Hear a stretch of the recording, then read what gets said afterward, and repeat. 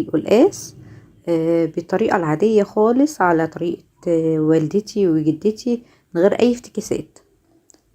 معايا كمية من القلقاس، طبعا انا منضفاه وغسلاه، في ناس مش بتغسله بس انا بصراحة بغسله.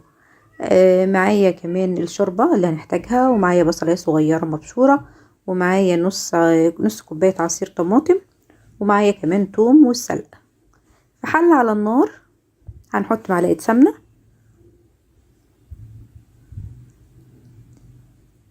معلقة من بتاعة الاكل دي ما تكونش كبيرة قوي.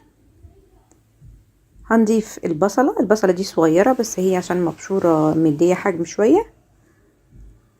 الطريقة دي بتديله طعم حلو جدا. في ناس بتعملها من غير بصل ومن غير طماطم، بس الطريقة دي انا خدتها عن والدتي، فكان القلقاس بصراحة بتاعها مميز جدا.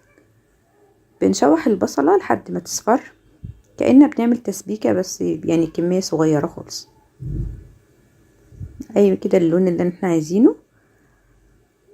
نص كوباية عصير طماطم بقى، مش اكتر من كده. حتى دي كانت متجمدة عندي في الفريزر، بس حسيت ان هي كتير فقسمتها وشلت نصها. هنسيبها لحد ما تسبك خالص، كأننا بنعمل يعني صلصة طبيخ او خضار عادي. هنضيف بقى الشوربة بتاعتنا، هنسيبها لحد ما تغلي، ونضيف القلقاس عادي عشان يتسلق.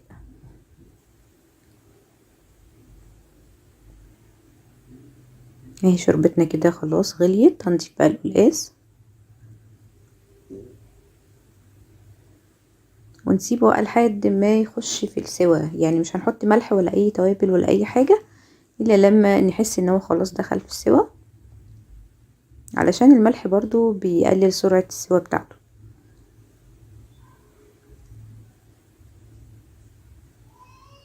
ده السلق بتاعنا. انا كمان معايا نص حزمة كزبرة خضراء، بس ما كنتش لسه حطيتها يعني.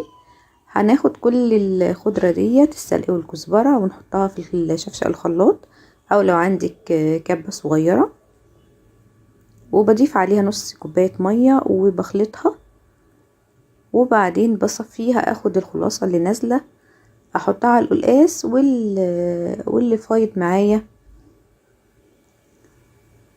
الالياف بقى اللي فايضة معايا من الخضرة باخدها وبحمصها في السمنة. الطريقة دي اسهل كتير من كان زمان بيحطوه في الهون ويدقوه وبعد كده يعصروه. دي طبعا اسهل، بتوفر في الوقت والجهد. نحاول نصفي كل المية اللي فيه. هنضيفها بقى للقلقاس علشان تاخد كام غلوة كده قبل ما يخش في السوا. هي الطريقة ديت يعني ميزتها ان هو مبيبقاش اللون الخضار بتاعه يعني اخضر فاتح كده، لا يعني بيبقى لونه حلو وطعمه كمان حلو. الطماطم والبصل بيديله نكهة حلوة قوي. هو كده ابتدى يدخل في السوا. مجرد ان انتي تدوسي عليه كده بصباعك يعني تحسي ان هو خلاص دخل في السوا، تحطي له بقى الملح وتظبطي الملح والفلفل بتاعه، ملح وفلفل اسود.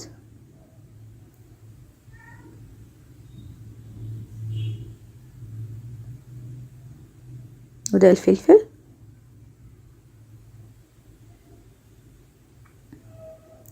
ونسيبه بقى يعني ياخد غلوتين 3 كمان وهو مع الملح، علشان حبة القلقاس نفسها تبقى من جوه مملحة.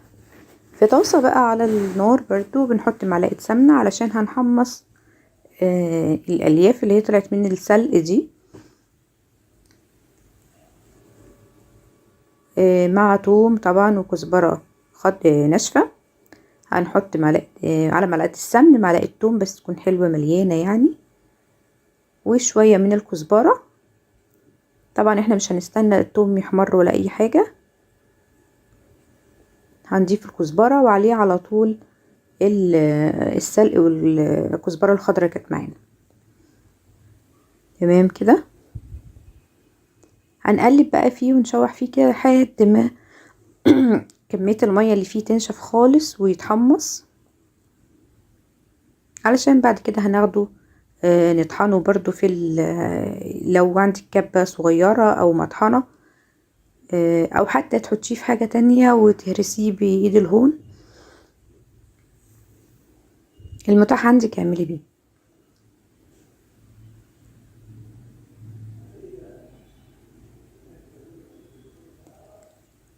كده تمام، خلاص دخل في التحميص اهو. اللون طبعا بيتغير، وحتى وانتي بتقلبيه هتحسي ان هو خلاص نشف. ده القلقاس بتاعنا طبعا بعد ما استوى خلاص، ودوت بعد السلق بعد ما طحناه في الكبة الصغيرة. هنضيفه بقى القلقاس بتاعنا ونسيبه يغلي غلوة واحدة بس، لان هو خلاص كان استوى، يا دوبك بس يعني ياخد من طعم السلق وخلاص. الوصفة سهلة جدا وسريعة، وكمان النتيجة بتاعتها حلوة قوي، هتعجبك. لو عجبتك وصفتي يا ريت ما تنسينيش في اللايك والشير والاشتراك في القناة وتفعيل الجرس علشان يوصلك كل جديد. كده تمام، ده شكله خلاص. انا كده هطفي عليه النار، وانا بقدمه مع الرز الابيض بيبقى حلو جدا. والقلقاس طبعا ليه فوائد كتير جدا، وفي ناس كتير بتحبه، فالطريقة دي هتعجبك ان شاء الله. وصفتنا النهاردة خلصت. نتقابل ان شاء الله في وصفة جديدة، والسلام عليكم ورحمة الله وبركاته.